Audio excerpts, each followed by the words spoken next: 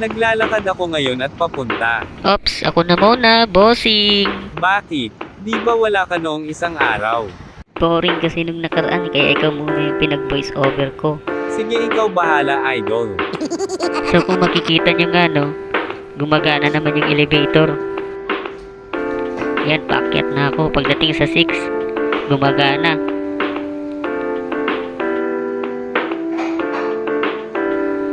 Pagdating sa deck, gumagana rin. Pero maya maya, boom, nag-833 ang gagi. Kaya dali-dali akong umakyat. Ayan oh, napakabilis kong tumakbo.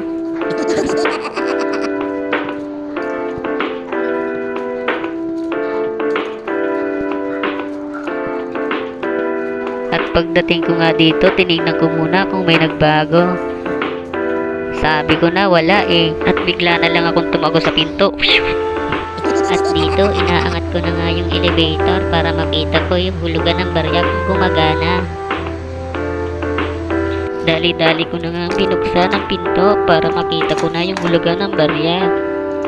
Nakita ko gumagana naman kaya inayos ko. Mukhang wala namang sira pero yun yung pinagdiskitahan ko. Siyempre para may maipakita kunwari may ginagawa. O ayan, natapos na, diba? Ang galing ko magpanggap. Mapagpanggap ka talaga. At eto, titestingin na nga namin ng card kung okay na ba yung pagpapanggap ko.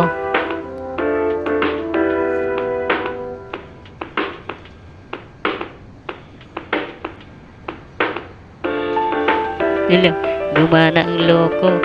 Ayun, ayos nga ang pagpapanggap at eto, relax muna habang inaantay yung oras.